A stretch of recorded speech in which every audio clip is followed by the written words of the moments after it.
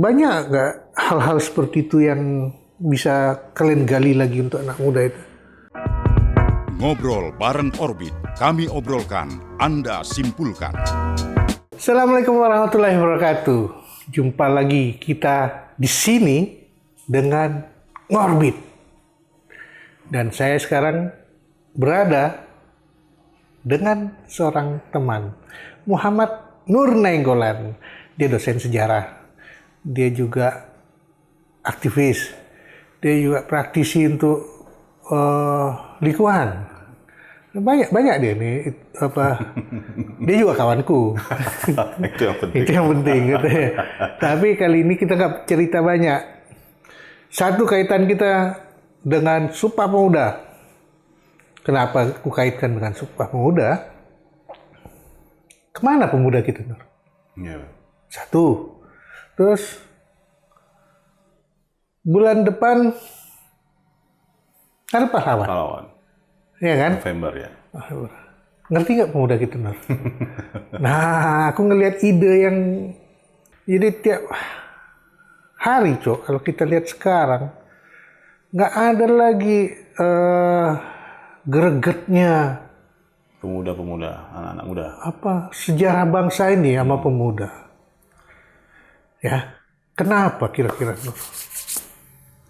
Ya, itulah Bang.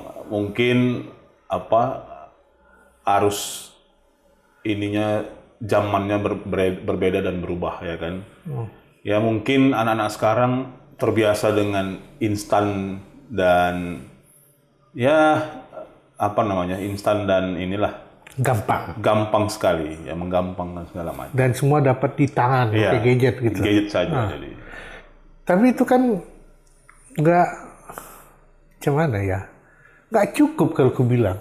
Ya. Karena gadget itu ya aku tahu, aku lihat, tapi nggak aku rasakan Ya. nuansa itu.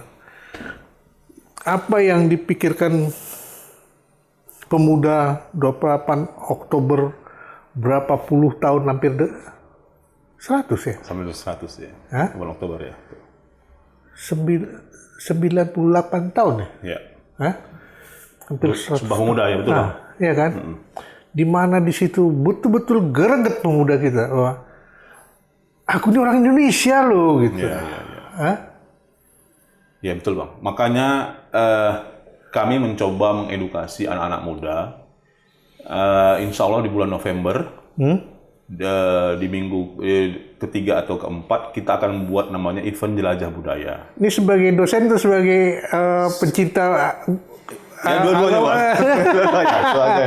Karena kami mengobrol sama teman bahwa apa yang bisa dibuat, nah tentang ini ya, tentang kota lah kita bicarakan, tentang historical Medan. Ada banyak gedung-gedung peninggalan zaman Belanda, 1800 sampai 1900 yang didirikan di kota Medan. Ya, betul. Pos, Lonsum, perkembangan perkebunan itu kayak kesawan ya. Jadi perkembangan perkebunan membutuhkan gedung-gedung, tempat tinggal, balai kota, menumbuhkan kota baru di kota Medan.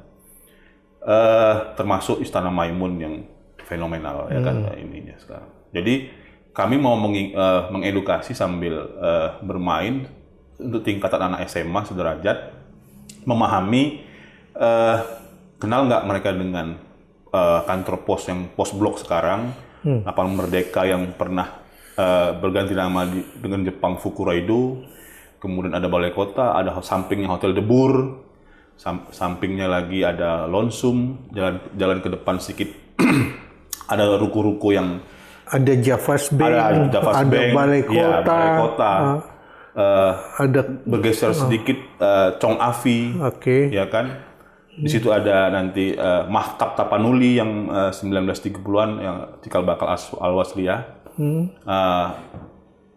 Kantor, tapi sudah habis, kantor Bupati Deli Serdang yang gedung BPN dulu. Tempat parkir sekarang. Sekarang Istana Maimun dan sekitarnya itu ada penuh kenangan romantisme kolonial pada masa itu ya kan. Jadi kami mengedukasi bagaimana mereka kenal dengan sejarah kota, dan cinta dengan sejarah melalui edukasi jelajah budaya tadi. Ini anak SMA yang mau kalian aja? SMA.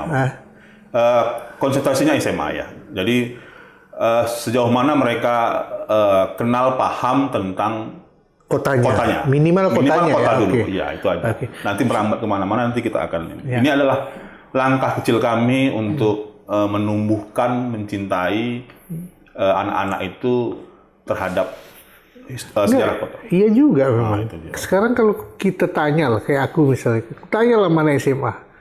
Tahu nggak kenapa di situ namanya pajak ikan? Nah, ya, pajak ikan. Pajak ikan betul. Dan itu memang pajak ikan, Pajak ikan, ya. kan? Loh, kok bisa pajak ikan? Iya. Ternyata kain.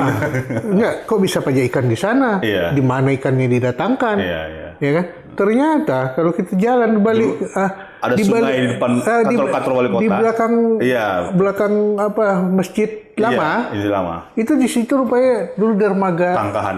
Iya. tangkahan ikannya. Iya. Nah, kayak gitu nggak banyak yang tahu Betul, memang. iya, itu dia. Dari situ aja kalau kita dapat anak-anak tertarik, Betul. mungkin dia bisa kembali ke 1928 ya. Iya, betul, Bang. Iya. Jadi gimana lah kalau gimana ya ngajarin orang-orang yang sumuran itu? Ya, itu dia tadi, Bang. Itu kalau melalui textbook dan ini rasanya ya cukup lama dan rumit, agak susah ya. Jadi kita Nggak terbayang ya? nggak terbayang. Mereka akan kita bawa langsung ke lapangan, kita akan brief sebentar. Sebelum itu ada technical meeting. Kita kasih semacam catatan kecil, panduan ini. Ya, nanti mereka akan mengembangkan, mendevelop ininya melalui ada handphone. Oh, ini kayak dikasih teka-teki Nah, teka-teki saja. Jadi Oke. ini tentang gedung ini. Temukan gedung yang punya lift yang jemaah.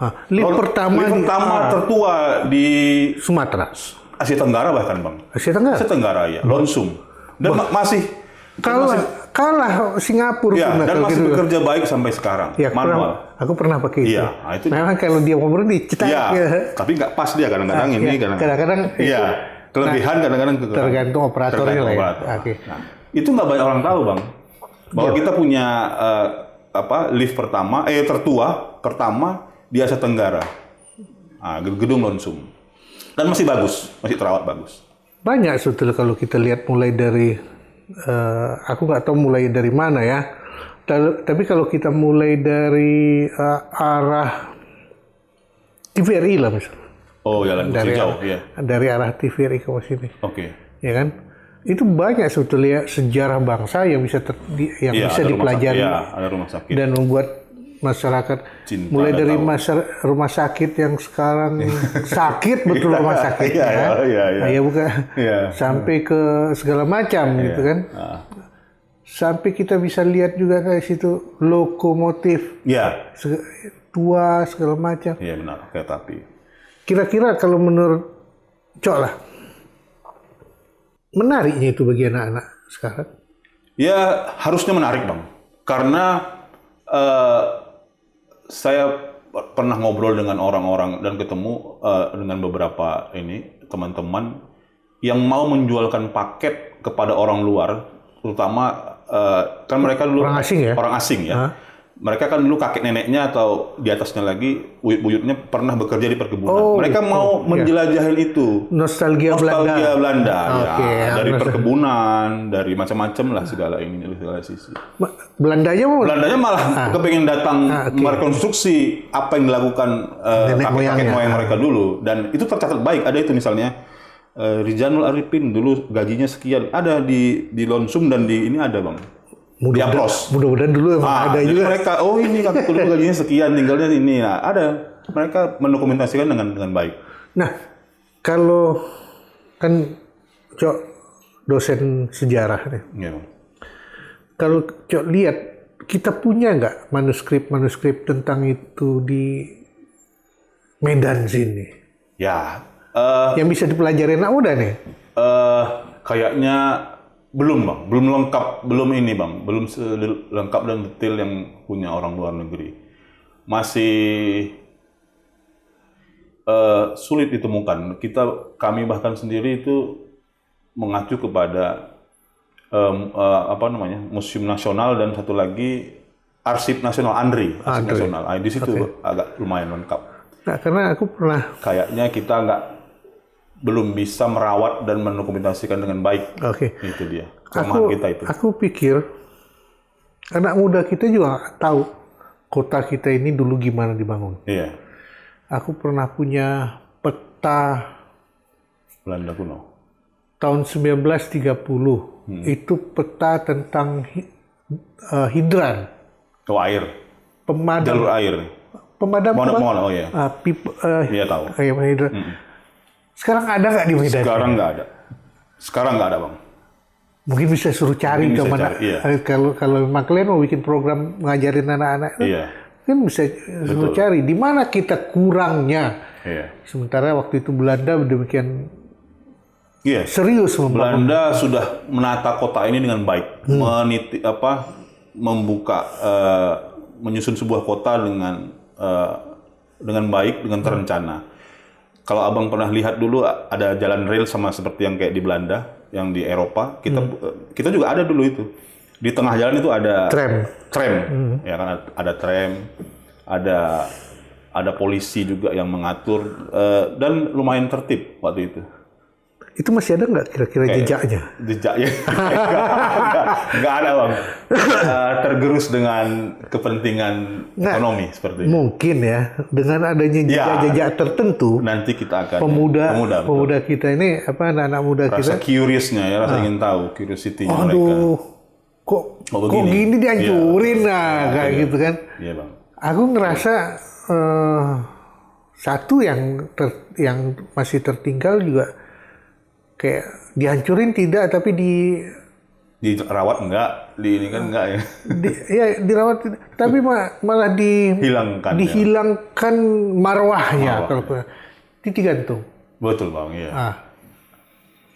Tahu nggak pemuda kita gimana titik gantung? Iya. Gimana perjuangan apa yang terjadi sana zaman Tamiang, zamannya Sunggal dan segala macam. Dan di Lapang Merdeka itu ada ini kan, ada Tugu Tamiang, ada Karo Desain Karo dan segala macam itu. Ya itu zaman. Cuman kan itu di tahun-tahun 80-70-an juga udah, 70-an 80-an udah mulai hilang. Nah, bagaimana kalian mengajarkan itu dengan program historical Medan historical itu? Iya, setidaknya kami akan mengajarkan titik-titik mana nanti yang kayak pos kota, kantor pos, terus Hotel de Bourg. Kami akan rangkum nilai-nilai sejarahnya dan sedikit kita ulas dan mereka akan cari sendiri melalui gadget mereka. Jadi mereka dipaksakan dengan gaya mereka. Dengan gaya mereka. Jadi nggak monoton dari buku. Jadi di dalam event itu ada 3 perlombaan. Yang pertama mereka akan nge-vlog di salah satu, mungkin di bangunan atau di mana, bagaimana mereka pemahaman tentang situs dan segala macam. Yang kedua ada foto kontes dari kamera. Yang ketiga tentang jelajah budaya itu sendiri. Ada 3 item perlombaan yang bisa mereka ikutin di situ. Nggak menarik sih, sama aku menarik. Cuman sejauh ini baru sampai batas itu. Batas itu ya. Kalian create ya. Create ya, mudah-mudahan. Tapi kan dari pelaksanaan itu bisa nampak hal yang lebih menarik lagi untuk mengajarkannya, bahkan mungkin menjadikan kayak handbooknya kota mungkin. Iya, boleh. Iya, betul, Bang. Nanti mungkin kalau nanti kita ke depan kalau evolusinya bagus, mereka akan diajarkan membuat sketsa ini segala macam dari bangunannya ininya. Ya, sanggupnya anak-anak muda SMA untuk? Ya harus sanggup, Bang, karena yang tersisa dari kita ini cuma gitu ya kan. Jadi bagaimana merawat dan melestarikannya bangunan-bangunan itu ya kan. Kayaknya kepentingan ekonomi dan bisnis akan menggilas itu.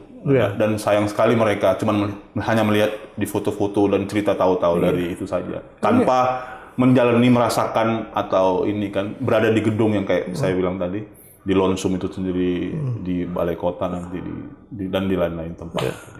Nggak, aku jadi terpikir di Jalan Diponegoro kalau kita lihat. Di Ponorogo. Ya, Iya.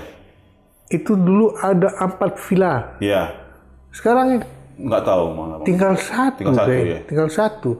Yang 3, yang 1 sekarang sedang dikerjakan, yang 1 udah jadi, yang 2 jadi hotel. Iya. Itu banyak nggak hal-hal seperti itu yang bisa kalian gali lagi untuk anak muda itu? Ya harusnya bisa Bang, tapi kita mengenalkannya bertahap lah ya kan. Iya, Itu dulu loh karena sekawasan itu lurusan itu gampang ininya ngeplotnya dan tinggal bolak-balik aja paling 1 jam setengah bisa mengenalkan itu dengan mengedukasi itu. Kami Sebetulnya rasa kalau kita lihat, aku ngelihat dari peta lama Kota Medan ya, segitiga Kesawan, Sudirman, Diponegoro. Ini betul-betul sejarah kolonialisme Belanda itu tergambarkan. di situ ya. Ada banyak sih hal yang menarik di situ. Ada yang mempunyai jejak Freemason Betul, ya. dan segala macam. Ya. Anak muda itu tahu nggak Freemason itu apa? Itulah, Bang. Apa dia kan termasuk ini apa ya kayak paham atau apa? Tapi aku yakin itu nggak terlalu. Dan itu kalau menurut sejarah pembangunan kota itu dia punya pesan-pesan di situ, yang pesan tersembunyi. Tapi itu ya kayaknya perlu sih nanti anak muda. Tapi yang kejuangan aja kita bilang ya. Iya, Bang. Yang kejuangan kayak Lapang Merdeka yang penuh dengan nilai kejuangan. Balai kota ya, bukan wali kota, balai kota. Terus bank BI ya. BI. Itu kan sejarah inti berdirinya Kota Medan. Betul. Jadi dari 3 tempat yang Abang sebutkan tadi, 2 tempat masih bagus Bang ya kan, BI dan Balai Kota. Ya. Yang kita ini kan kayaknya sayangnya Lapang Merdeka itu sekarang Bang, itu aja. Ada satu lagi sebetulnya, tapi sekarang udah ada yang punya ya. Kan Tembakau Deli. Iya. Itu kan kabarnya itu gedung pertama yang dibangun di Kota Medan. Gedung ya. Gedung yang yang sangat mewah pun mungkin dibangun waktu itu. Pada masanya. Ya. Baru muncul yang lain-lain, kantor pos dan segala macam. Sampai ke sana nggak kira-kira? Arahnya nanti nggak ke sana Bang. Kita dari kantor pos itu menuju ke arah Istana Kesawan lewat sedikit aja kayaknya. Memutar ini kereta api, sekawasan itu kereta api Lapang Merdeka, mutar ngarah ke Chong Afi dan terus sedikit aja. Balik lagi. Gedung Juang berarti lewat lah ya. Gedung Juang lewat. Ya. Pemuda kan? Iya. Ya, lewat. Taman Sri Deli segala macam. Lewat. Nah, nanti kami ada mengupload 27 atau hampir 30 Bang. 30 objek. Objek ya, yang bisa dipelajari dan Ya kalau dipikir-pikir gitu sih di Kesawannya itu di Kesawan juga banyak, ya ada 15-an udah. Chong Afi. Chong Afi. Tip Top Bang. Tip Top itu ini Tip Top termasuk baru ya. Iya, baru. Ya, tapi itu kan legenda. Legend. Terus kantor Bank Mandiri, yang di sebelah-sebelahan Lonsum. Bukan. Yang mana ini? Bank Mandiri ini yang dengan Afros. Oh iya, Surangan. Ya. Ada Warren His nanti tapi agak jauh sana Warren His itu. Swalayan pertama. Ada ya? Warren His enggak, kalau Warren His di Mandiri yang satu. Iya. Di Mandiri yang Palang Merah. Yang Palang Merah, iya. Itu juga. Iya. Itu yang lewatin nih Bang. Terus ada satu bangunan tua yang kulihat salah kaprah. Itu di belakang Kimia Farma. Kayak gudang. Sekarang udah banyak sekali di sana orang percetakan segala macam. Apa itu masuk ke dalam catatan sejarah nggak? Harusnya masuk Bang. Yang di belakang Bank Mandiri kan, ini kan? Di belakang Kimia Farma. Iya, Kimia Farma. Palang Merah. Iya harusnya masuk itu Bang. Tapi yang ikonik saja kami ini kan. Yang masih nampak lah ya. Bagus ya. Masjid Gang Bengkok masuk ya. Tapi nanti kita lihat situasi. Pokoknya intinya sekawasan itu mereka paham dan tahu aja udah. Tahu sejarah. Tahu sejarahnya udah Oke. cukup saya rasa, Bang. Tapi untuk pendidikan awal sih boleh. Iya boleh, betul lah. Kalau enggak hidup makin hilang Iya betul. Iya. semangat pemuda kita. Mereka nggak tahu dan ya sayang sekali rasanya dari sejarah itu akan membangkitkan rasa nasionalisme anak-anak pemuda. Ucok adalah dosen sejarah. Hari Sumpah Pemuda kemarin ada nampak lihat yang mewah nggak di kota ini? Nggak ada Bang, kayaknya biasa-biasa aja. Nggak ya. Itu kan ciri bahwa Iya. ada yang sudah hilang. Iya. Kayaknya ada yang melupakan ya kan. Padahal itu momen besar. Aku nggak bilang, harusnya. kalau bilang melupakan Iya. sakit hati di sini kan.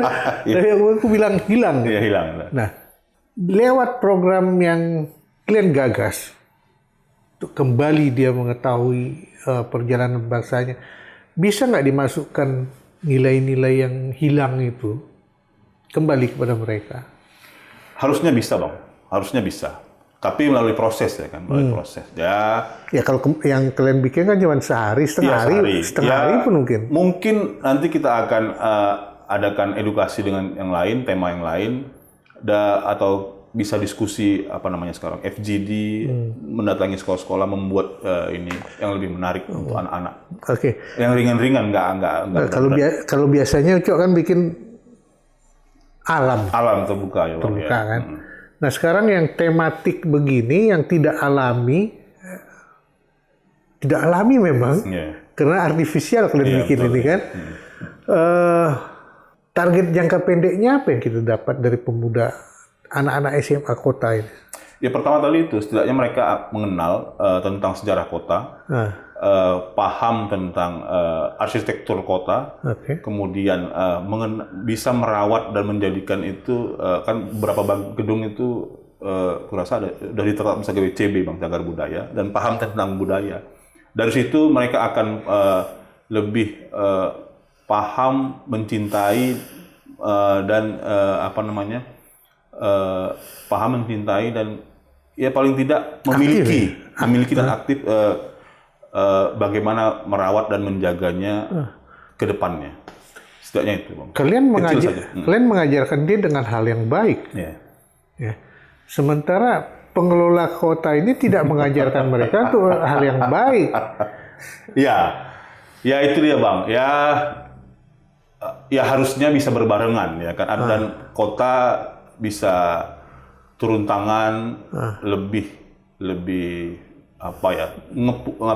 bagus ya, tapi kami nggak mau masuk ke ranah yang lebih dalam gitu Bang. Pokoknya kita mengenalkan bahwa bagaimana cara ininya, terlepas nanti gimana ya itu urusan belakangan saja. Kita berharap sewaktu mudah-mudahan pemerintahan baik itu kota atau provinsi atau siapapun yang ini bisa terketuk dan bisa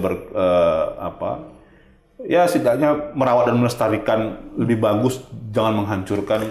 Itu harapan kita lah. Aku sih berharap gini ya, mungkin masih ada waktu kalian tuh beraudiensi ke wali kota sehingga wali kota ikut partisipatif dalam program ini. Kenapa?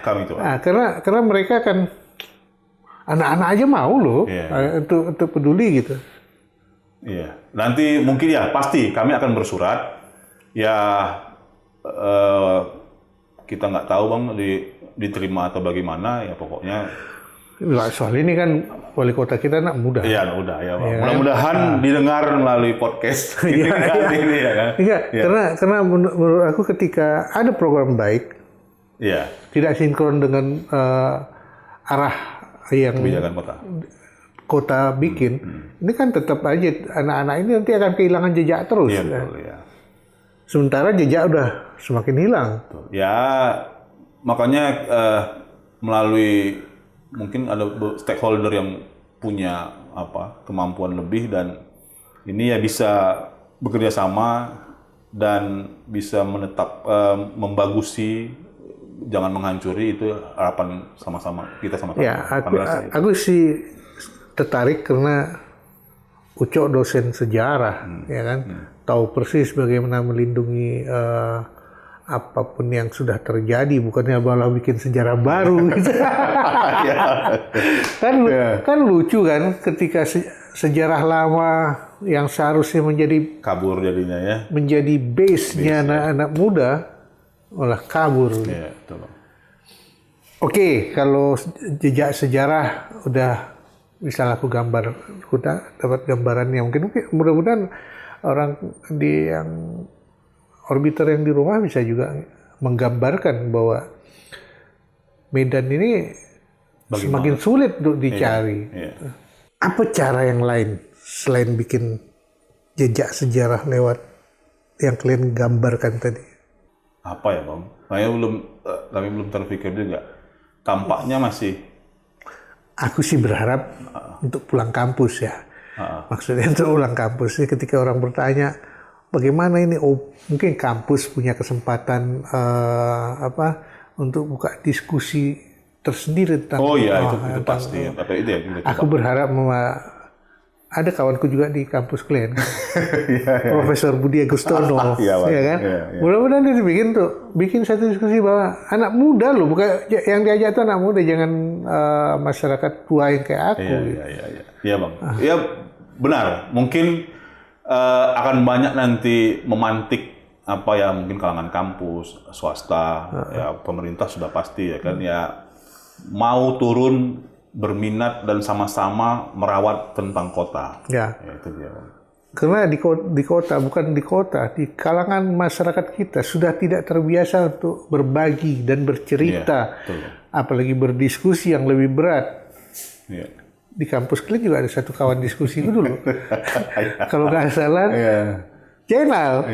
Dia sampai punya toko buku dulu, di mana yang orang yang datang ke toko bukunya malah untuk berdiskusi.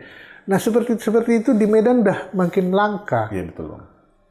Di mana anak muda bisa duduk mendapatkan ruang untuk ini ya. Iya. Saling berbagi ya. Ada memang, cuman accessibility-nya buat kalangan pelajar dan mahasiswa mungkin perlu dipikirkan. Kalau kayak di Jalan Sudirman, siapa yang belum mau? Ada sekarang, untung ada sekarang bus listrik lewat situ. Iya betul Bang ya. Ya kan? Tapi tempat-tempat lain yang bagus. Iya, nggak terlewati. Aku berharap kalian dari kalangan sejarawan di kampus mulai melihat poin-poin, dan aku lihat dosen muda kayak Uco ini perlu. Mudah-mudahan Bang. Ya. Perlu bergerak lebih aktif lagi. Kasihan lu Cok, bukan apa. Ketika kita tanya seperti kebanyakan di medsos, untung dia masih tanya 4x4 berapa ya, dan banyak yang nggak bisa jawab. Ketika dia tanya di mana dulu kakekmu bermain sepatu roda? Oh iya Bang. Bingung dia kan? Dan jejak itu nggak ada pula ceritanya. Atau di mana dulu kakekmu nonton Tukang Koyo? Iya, betul. Itu kebetulan semua di Lapang Merdeka yang aku cerita ya. Terus gimana caranya ngirim surat kilat khusus dan segala macam? Kan nggak ada lagi sekarang. Nggak lagi Bang. Ya. Kalian pernah tahu perangko nggak? Iya, semua sudah elektronik semua Bang. Ya. Nah itu kan yang aku bilang, pelan-pelan ada sejarah kota ini yang terdegradasi tanpa kita sadari, dan pembangunannya tidak mengarah untuk mendidik masyarakat tahu apa saja yang pernah dibuat orang di Medan sini, bukan cuma tembakau. Iya, betul Bang, betul. Ya kan? Ya mudah-mudahan kalian nanti sampai ke Tembakau Delhi. Mudah-mudahan museumnya. Kalau kantornya udah susah. Museumnya mungkin di situ ada Kak Sri kalau nggak salah ya. Sri Artini. Kak Sri yang jadi ketua museumnya. Manajer ya. Itu menarik sih. Sehingga anak-anak kita tahu, oh rupanya tahun-tahun gak enak tuh udah ada pesawat terbang. Iya, untuk nyemprot. Bahkan untuk nyemprot dan untuk mopu gitu. Ya, nggak terbayang kan? Iya. Dan di Afros mungkin dia akan lihat ada ruang rapat rahasia dan segala macam.